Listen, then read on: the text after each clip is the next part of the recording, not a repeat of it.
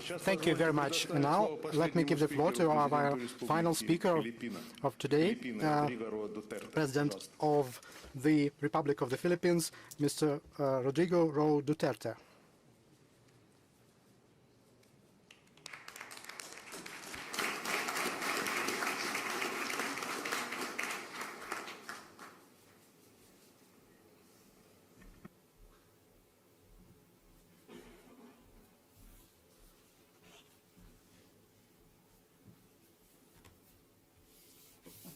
President Putin,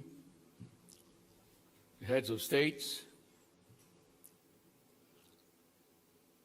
the Walay Discussion Club, distinguished guests, ladies and gentlemen. Good afternoon. For over 2 decades after the end of the Cold War, Philippine foreign policy hardly evolved. Russia, for instance, remained on the margins of our diplomacy. I view this as an oversight of strategic proportion, a result of bureaucratic inertia, a symptom of blind attachment to bygone views and assumptions, and a massive failure to grasp change and seize new opportunities. The Filipino nation, of course, deserves better. Thus, when I assumed the presidency in 2016, I vowed to correct this. In 2017, I visited Russia for the first time. Although it was cut short, I believe it led to meaningful and historic developments in our relations. When I say it was cut short, I had to go home because the Marawi, a city in Mindanao in the Philippines, was brewing, evolving into an endless violence. We intend to stay in this path, and that is why I'm very glad to be here for the second time. I thank President Putin for the opportunity to reaffirm our commitment to a robust and comprehensive Philippine-Russia partnership. I am also grateful to the Vital Discussion Club for this honor to speak before you on a topic of great importance to us, that of an order and change in world politics. I'm talking about fairness and equality and a stable global order. The liberal global order built after the Second World War was the Pax Americana, appears to be under challenge. As the 21st century unfolds, the legitimacy of this order is increasingly questioned, its appeal weakened, and its hold over countries diminished. I see 2 key factors that could be explained this situation.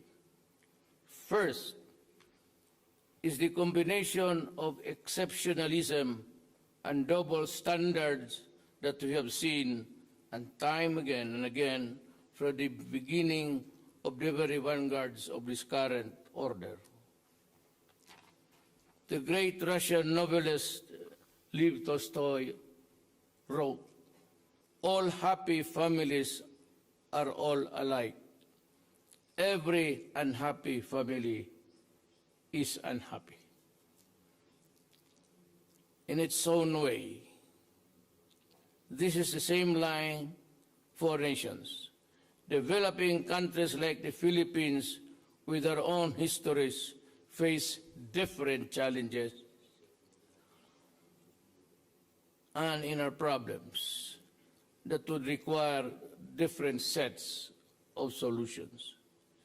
Yet some so-called friends act like they know the answers to our problems and impervious to our specific socio-economic and political conditions.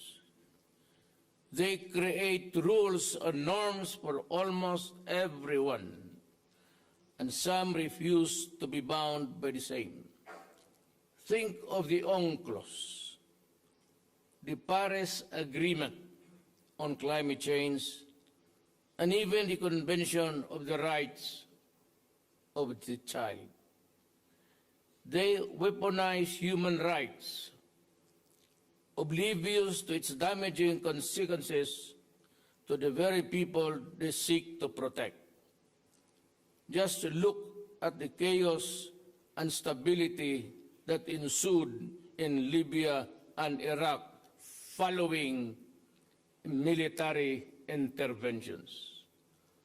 Closer home, some of our partners have heard unfair criticism against my government about perceived excesses in our fight against drugs. They see what they want to see to justify their preconceived notions and are trying to understand that what truly is happening is there in my country. Is this how friends treat each other?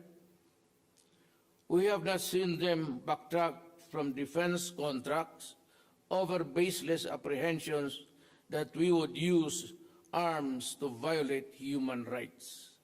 Yet you see the same countries supplying high-end weaponry to parties whose actual human rights records leave so much to be desired. But we only seek to protect our republic and those who wish to tear it apart. We only seek to curb criminality that corrodes the very structure of government. We only seek to build a credible defense against those who might be tempted to violate our territorial integrity. Is this not something that all nations are entitled to? Is this not what democratically elected governments are mandated to do? By their acts, they weaken my government's ability to protect law-abiding citizens from the outlaws. They limit our capacity to stop the vicious cycle of internal conflict and underdevelopment.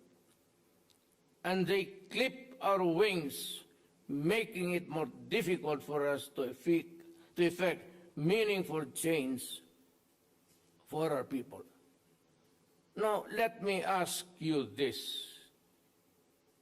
In what universe is this right justifiable or fair? Nowhere in the self-contained bubbles of some societies that had the luxury of developing first. We are tired of the misguided and self-serving crusades of the few. It is time that they are challenged. Let me be very clear. I am not against the United States or the West. The U.S. is a close friend of the Philippines. In fact, our only treaty ally. We have deep ties with the American people, forged by shared history and nourished by common values. America certainly can offer so much, more than the world. Let me stress, I am not against liberalism in politics and in the economy. Liberalism, to my mind, creates the best pathways to a just and fair society.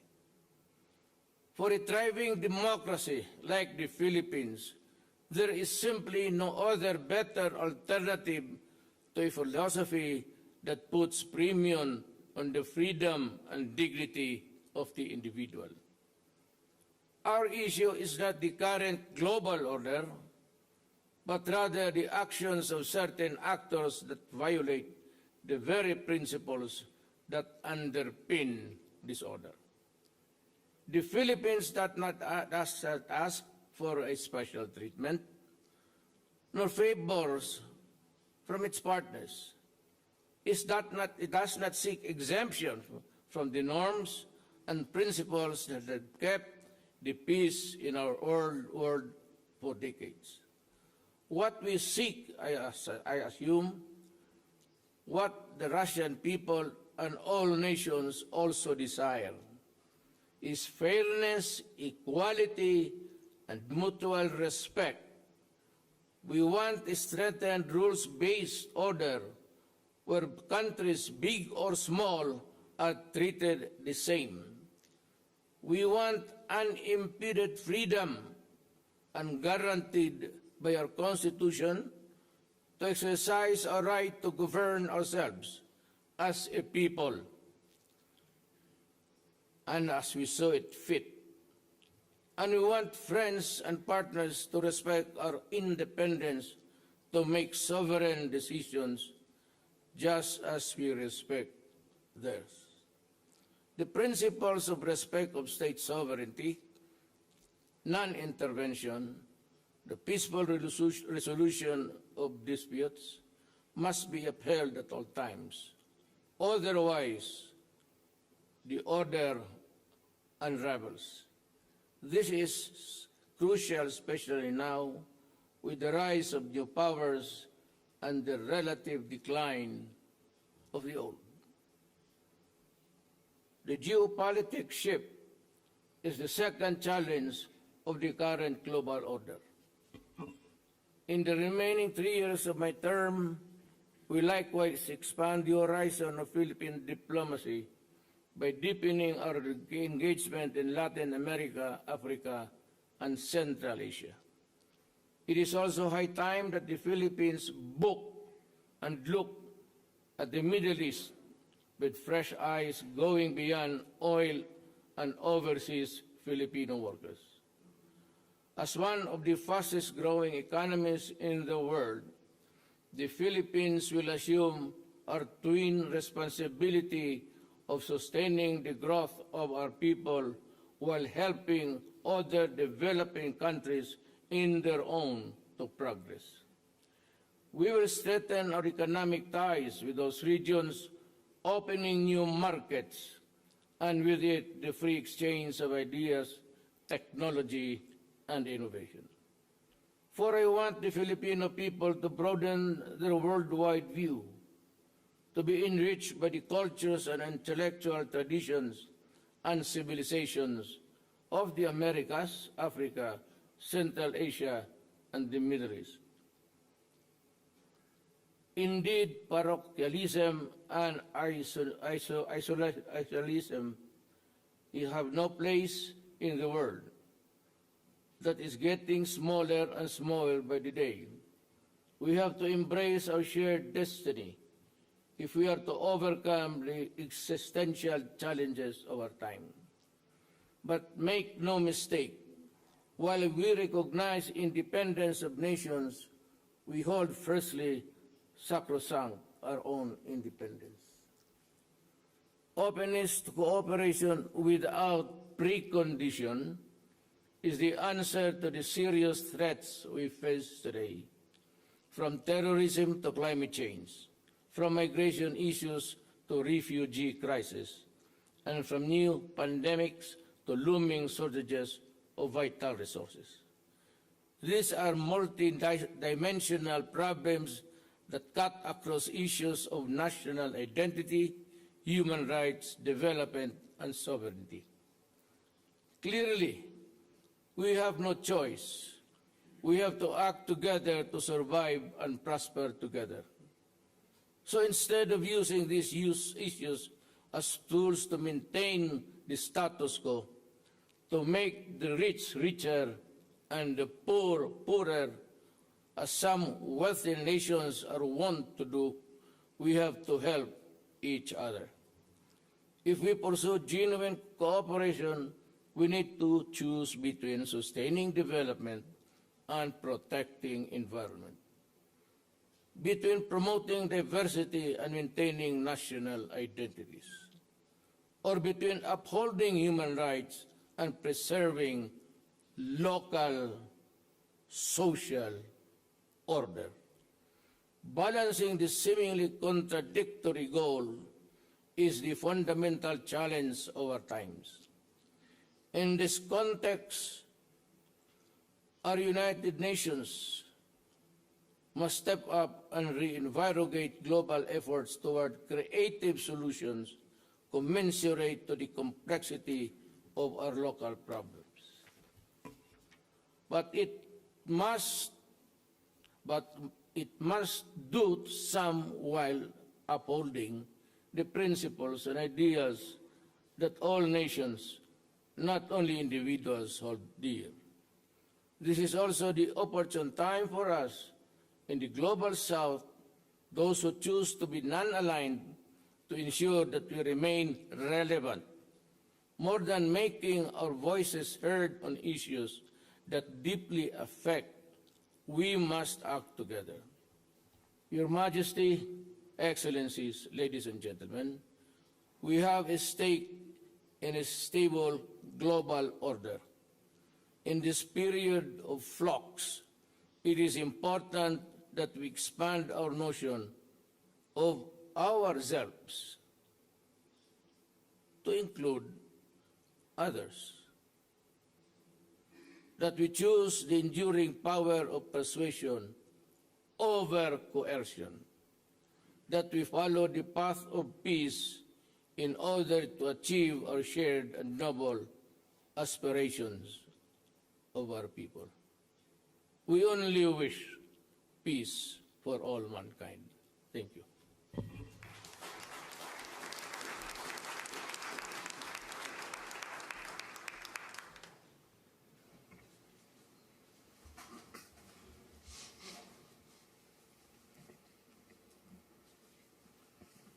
Ginoong Pangulo, maraming salamat po.